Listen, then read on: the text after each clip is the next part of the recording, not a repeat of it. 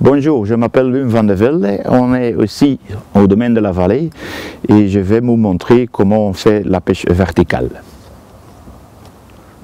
Qu'est-ce que la pêche verticale est? La pêche verticale, d'abord, on le fait presque toujours avec un bateau, avec une canne courte de 1,90 m. Et la pêche verticale, c'est simplement de bouger le chat sur le fond. Et ce qui est pas simple, c'est de bouger le chat environ 5 jusqu'à 10 cm du fond. Et ce qui est aussi très important, on laisse le chat traîner très doucement juste en face du fond. Et c'est là que le centre ou les brochets prend notre chat. Qu'est-ce qu'on a besoin pour faire la pêche verticale? D'abord, la canne.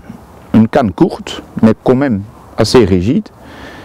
C'est une canne de 1,90 m, c'est 6 pieds, 6,5.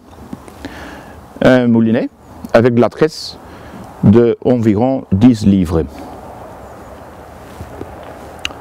Ensuite, on a le bas de ligne.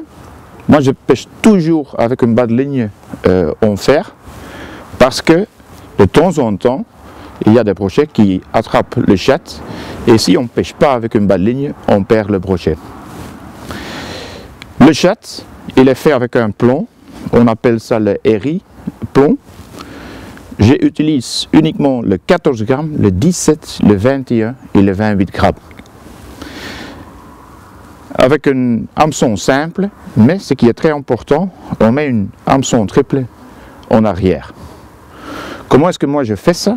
Ben, tout simplement, j'ai une très courte bas de ligne avec le hameçon triple et je mets ça avec, je ne connais pas le nom en français, c'est une sorte de cuir que j'ai tourné.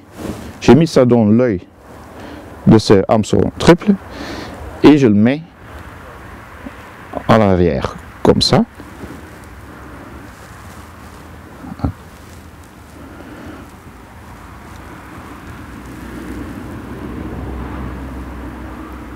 Voilà.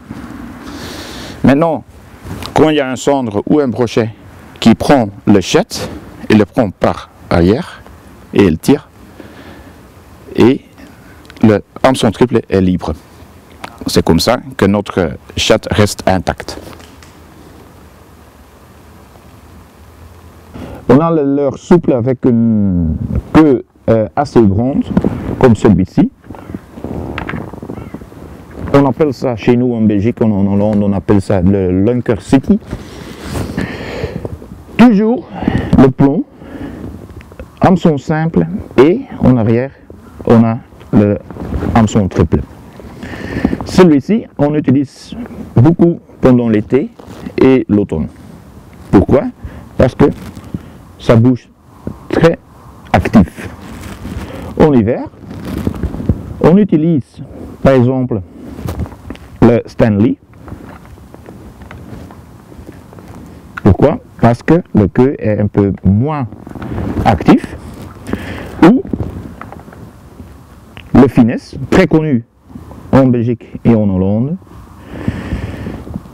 Et une qui est aussi pas mal est celui-ci, en été et aussi pendant l'automne.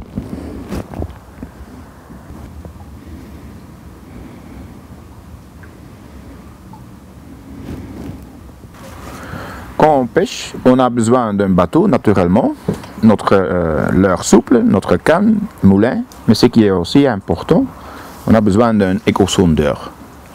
On peut pêcher comme le meilleur, mais si on ne navigue pas comme il faut, on prend presque rien. Alors l'éco-sondeur, l'utilisation est très importante. Pour moi, ce qui est le plus important, c'est que je dois trouver des cassures. Si je vois des poissons sur l'écran, ok, bien. Si je ne vois pas, n'importe, je pêche quand même. Ce sont les cassures qu'on doit trouver